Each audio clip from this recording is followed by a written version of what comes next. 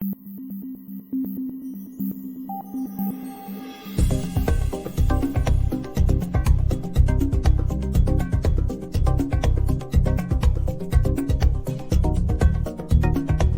morning, ladies and gentlemen. You're all very welcome to day 4 of the Knowledge Hub sessions at the Summit of the Americas. We have another busy day today of presentations and panel discussions. We'll be talking cruise, sustainability and recovery in the airport concessions business. Plus, we'll have another installment of our CEO Chair series later on, this time with Vancouver Airport CEO Tamara Vrooman. All that's to come, but first we get the all-important airline perspective. We're going to hear from Latin America and Caribbean Air Transport Association Executive Director and CEO Jose Ricardo Botelho right now. Enjoy his presentation. Enjoy also the rest of today's sessions and of course the coffee breaks with Somers Coffee and the wonderful Sadekar sisters. We'll see you again soon.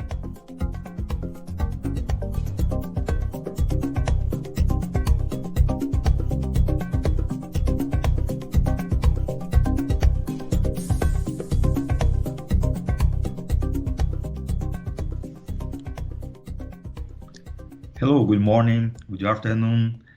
Thank you very much for this invitation to participate on this summit. It's a great pleasure to be here as ALTA CEO. And our idea here is to bring some information about our sector for Latin American Caribbean. And I hope you enjoy our conversation for a while. I believe that we're going to have about 30 minutes. And thank you again. It's always good take a little time to talk about so important subjects. I'd like to share with you a presentation that I have here. And if I may, I bring some data. We're going to share this presentation. What is the role of ALTA in all this? How was our region before the COVID? And what are you doing to restart the whole sector? So this is the way that we're going to present something to you, and I really hope that you enjoy. So ALTA,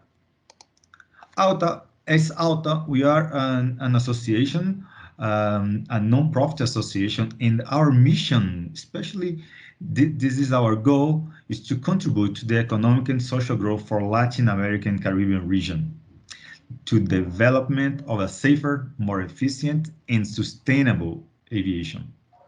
In order to do so, we have an executive committee, and here you see the biggest airlines in the Latin American Caribbean with us all together.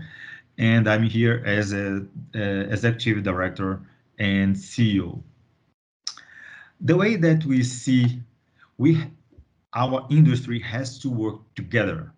So the goal of ALTA is put together in each committees that we have, not just airlines, but also members of the whole chain that could have some impact in the sector. So we have our full members, our associate members, and with this, we bring together not just the airline that are based here in our region, but as well airline that's flying to and from Latin American Caribbean. But also to discuss about so many subjects that we have in this industry, like fuel, new technology, and also support local bars, working together with another association like IATA and many others. We need the affiliate members and ALTA partners members. So here you have an example about our affiliate members, and here in this slide you can see our partners. So we can provide some courses, we can do something together, we can do an agenda together in the whole Latin American Caribbean, and this is a little bit about our association. I mean, ALTA, the Latin America Association. But before we go further, I'd like to bring a context of our region. How was our region In here, I'm talking about the Latin American, Caribbean. How was that before the COVID? How was our sector? What to expect of our sector? And when you talk about the Latin American, Caribbean, we have to understand that we're talking about 80% of the population, talking globally, and the GDP of Latin American, Caribbean altogether would be about 7% of the GDP in the whole planet. However, when we talk about some GDP that was generated by our sector, and you are going to see this in the next slide, we're talking about 80% in some countries. And when you talk about Mexico or Latin American, Caribbean, or Caribbean, for example, we're talking about 15% of GDP. I mean, it's a huge market. It's a very good market. But before all that, before all this pandemic, what we see, we had our number of passengers was tripled in 20 years. And in 2019, our numbers got to 300 million passengers. This is good. This is a very good number, but think that when you talk about not passengers, but when you talk about people, population, we are talking about a region with that the number goes to 600 million people, which means that it's a market that was growing a lot.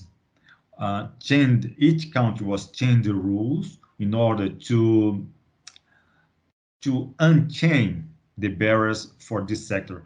So the potentiality of that is very, very big. So in 20 years, we see the growth of international routes, the fleet size, and I would say that also it's a quite new fleet, and the average fare, which for round trip, which means that we are bringing people. We are bringing each day, each year, we will bring more people for the air transportation. And remember that when you talk about passengers, we're talking about 300 million. But when you talk about people in the region, we're talking about the double of that. We're talking about 600, approximately 600 million people. So the potential again is very, very huge. And as I said, the aviation generates nearly 8 million jobs in the region. And we have to keep in mind that each job has the potential to generate 4 additional jobs, directly, indirectly, or even inducted. But when you think and we see the travel and tourism sector altogether, we can say that we were about 17 million jobs in Latin America and Caribbean, with 8% of the region GDP. And as I said, if you consider, for example, Mexico, Latin America, Caribbean, we can go until 15% of the GDP of those countries. And this is very important. And that is just to show you how important the aviation is for our region, especially if you consider, for example, that we don't have trains like Europe, we don't have roads like Europe. We have a lot of islands, and so you see in this way how important is the aviation for connect our region. But well, we were doing very well. Actually, we were doing very well until the COVID appears. And what we see was that the passenger traffic fell in a terrible way. Just to give you an example, when we compare the number of passengers in 2020 with the number of passengers in 2019, we had we had about 60% of reduction when we compare all that. And this is a huge loss for the sector.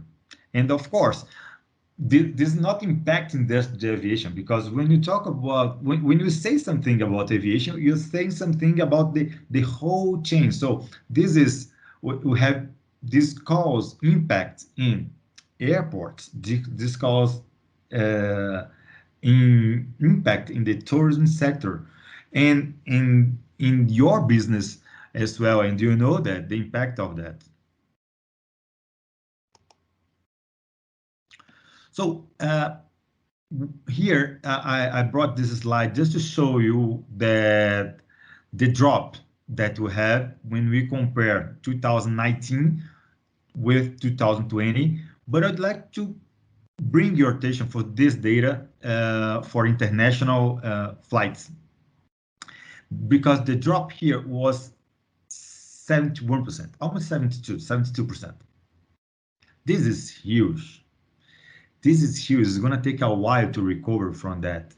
And when you talk about intra Latin America, the drop was 61, and extra Latin America about 60, as I said. And I would say to you that part of that, or in a different way, it was not worse because countries that like Brazil, Mexico, and Chile in our region, I'm talking about our region, Latin American Caribbean, because they kept the frontiers open. Otherwise, those numbers would be worse than we have here.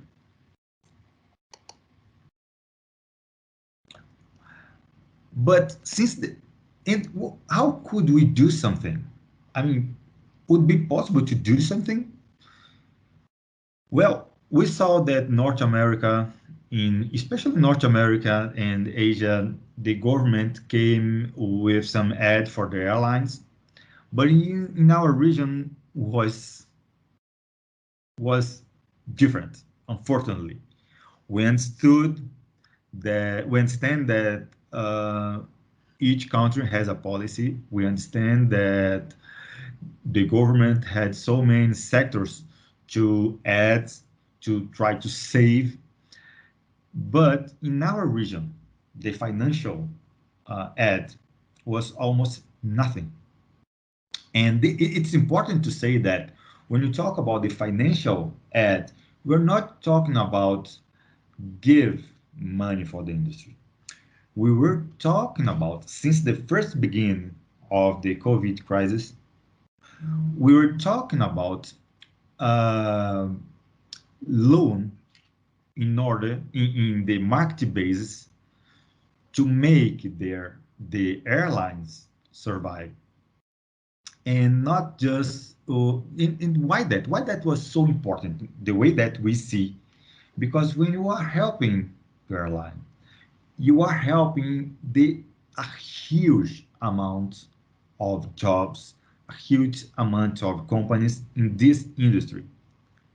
I'll give you an example.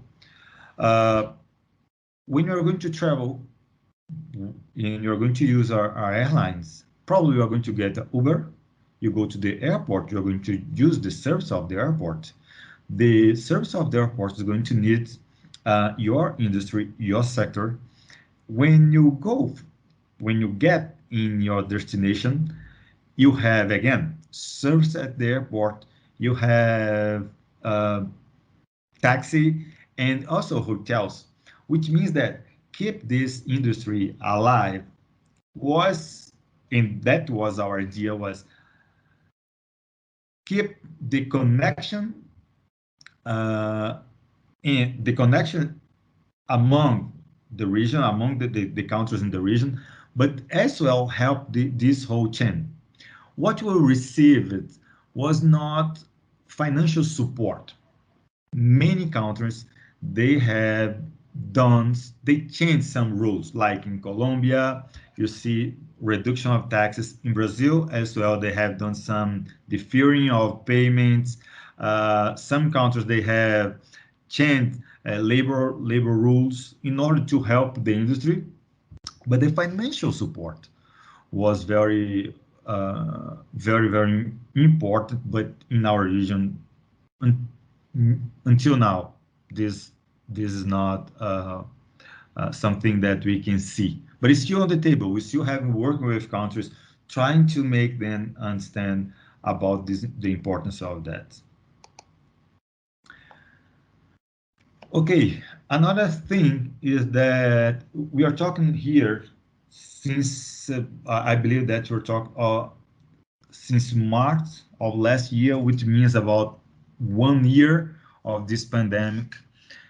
And right now, we believe that the best way to recover our sector, the best way to resume the operations is the vaccine. And why that?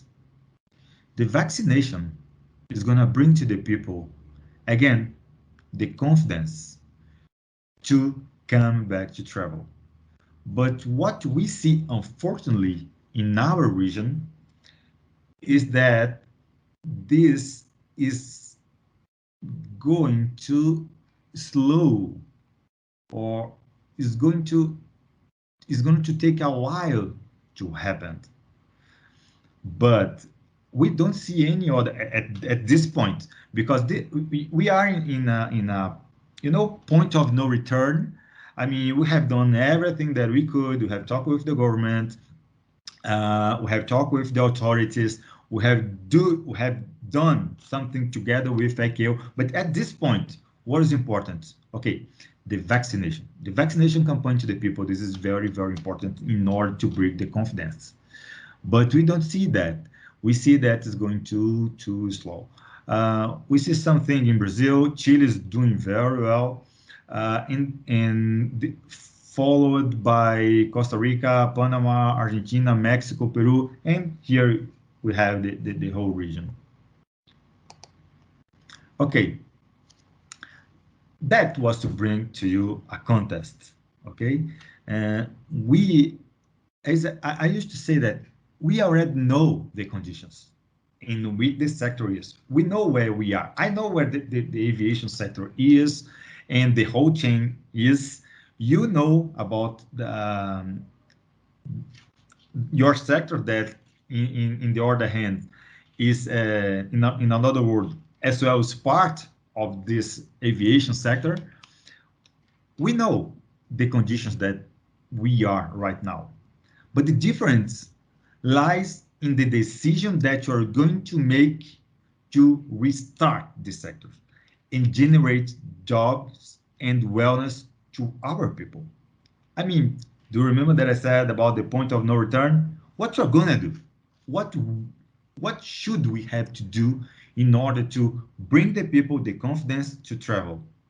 And another thing that you should think is, are the people ready to take off with us? Are the people ready to have are the people ready to come back traveling? Let's see this when you talk about the recovery. Probably, if you are engaged in this sector, you are going to see, or probably you have already read something that the projections take us until 2014, oh, sorry, 2040 when you talk, when you are thinking about globally. But in our region, probably it's going to take a while. Of course, this is not exactly data, because so many things could happen this path, but the projections that we have bring us to the numbers of 2019 only in 2025. And probably some countries that had kept the skies opened, like Brazil, Mexico, and Chile, and of course, because as well they have a strong domestic market. Sorry, domestic market. Probably they are going to recover faster than others. But how's going to be that? How what about this future? How can we deal with this COVID time? Because it's something that we as human beings, we do not control that. We are trying to solve a problem, but we do not control that. And the way that we see is the traveler preference and behaviors, they have shifted toward what? Familiarity and trusted. We see like in Brazil, in places like Brazil, Mexico, and Chile, the people coming back to traveling. Why? Because they trust that the whole chain, the protocols at the airport, at the aircraft, at the arrival, the protocol is something that inspires trust. And that's why we believe that they are coming back to traveling again. As well, we understand that domestic and regional travels and outdoor will recover in the short term. And why that? Because right now, they think that they would like to travel to see the family in another city, in another state, within the same country. That's why we believe that domestic flights is going to recover in a short term. And of course, when you talk about a business trip, it's a huge change. It's a huge change. Not just Zoom, but Teams, so many tools that are here right now at this point, and the company are going to use that for, I believe, and we believe, for a while. But what about the future? Biosafety measures has to be in the entire travel. Whatever you have the vaccine or not, this is going to be necessary to bring the people, to show them how safe we are. And we know that as the whole chain, we are safe. Vaccine, this is crucial for the whole system to regain the confidence. And traveling, that's going to be about the experience. But if I could pick one of those three, the vaccine is the best way to bring the people again. And do you remember when I asked, we are ready for takeoff. We have done the whole system with CART. That CART was a group that was created under the umbrella of ICAO, and the industry was there, the government, the authorities, they were there. So we did this document, put some, I would say, some rules for the biosafe of everyone that would like to travel. But what about the people? Are they ready to come back? We believe yes, and especially with the vaccine. Look what we got here with the TripAdvisor. Travelers are planning to travel abroad in the second 2021, but won't wait to make plans. 47% of these people are planning to travel internationally in 2021. And look this number, 1 in 9 response have already booked an international trip. What is very good. This is a very good number. And vaccination, we said that, have the potential to be a game changer for traveler confidence. 77% of the travelers say they will be more likely to travel international if receive the vaccine. And as well, talking about the domestic, I'm not going to read everything, but you see here that look at number 5, consumers can't wait to dine out again. I mean, this traveling is in our nature. This is something that we have done for thousands and thousands of years.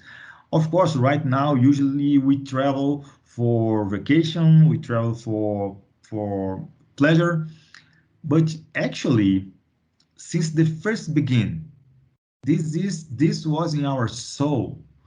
Go to the other place, go abroad in order to explore. We have seen that maybe 500 years ago when the Europe came to America to discover, but also we have seen that with the African when we became a human being, traveling to the other continents in order to find new places. This is part of us, so we need to do that. And to support that survey that I showed here, I would like to bring to you this one that was made by AIRA. When we see that 84% believe that COVID-19 will not disappear. This is real, okay? And we need to manage its risks while living and traveling normally. I would say this is powerful. It means that it's part of us. We have to do that. But how we are going to do that? I'll give you some words with confidence, with protocols, new protocols, and the vaccine. Because with that, if I have the vaccine, if I understand, if I'm confident that the whole system, the whole chain is protected by bioprotocols, I believe that these people is gonna be back. And we said that the mindset of the traveler is going to change a little bit.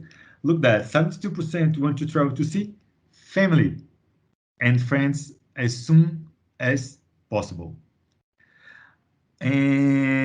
But do we really want to go out? Yes, 57% expected to travel within 2 months of the pandemic being contained. I mean, it means that we have to go, and if we have to go, especially in Latin America and Caribbean, we're going to use the aviation. And if we're going to use the aviation, we are going to restart the whole chain in Latin America and Caribbean. So yes, if you ask me, are we ready for takeoff? I can say 100% sure that this sector is ready. And again, when I'm saying about this sector, I'm talking about the whole chain.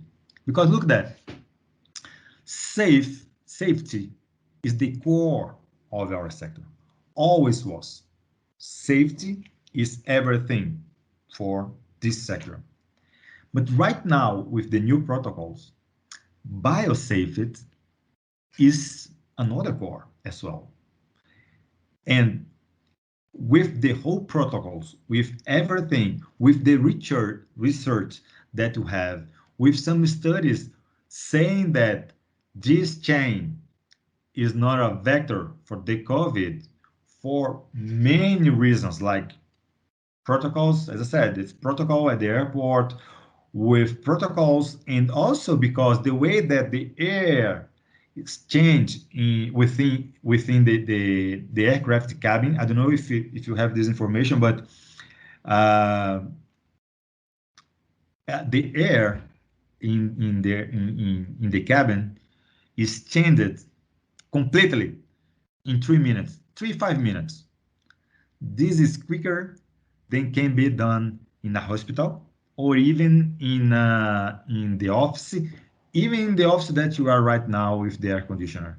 I mean, so the whole system in the airline, in the aircraft could be changed in 5 minutes because killing 99.99% of virus and bacteria because we have some special filters at the airlines. So with this, I conclude my presentation. I would like to thank you again. And I would like to bring some optimist words. We have challenges, this is true, but together we send a powerful message to help our industry. And helping our industry, and again, the whole chain, we are helping people, we are saving lives, but also we are saving jobs, we are saving the economy in the countries. And I bring this Henry Ford when he said, when everything seems to be going against you, remember that the airplanes take off against the wind, not with it. So thank you very much again. It was a great pleasure to be here with you. If you need anything, contact Alta. It's going to be a pleasure to talk with you. Thank you very much.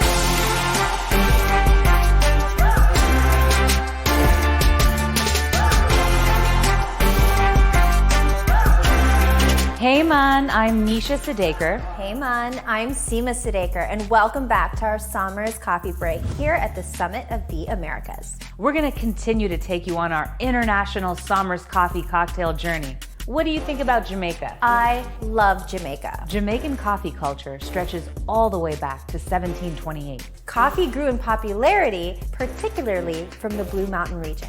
And today, we have the real thing, Blue Mountain Coffee, and we're gonna make a Somers Jamaican coffee cocktail that'll make you sing, every little thing is gonna be alright. Pour 4 ounces of coffee into each Irish coffee cup. Add 1 shot of Jamaican rum to each glass. Add 1 shot of Somers coffee to each glass.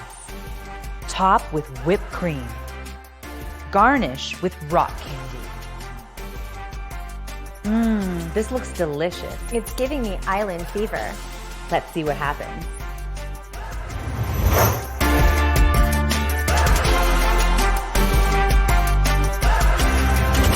Oh my gosh, Jamaica was beautiful. The palm trees, the water, Jamaican me crazy, and I love it. Enjoy the rest of the summer.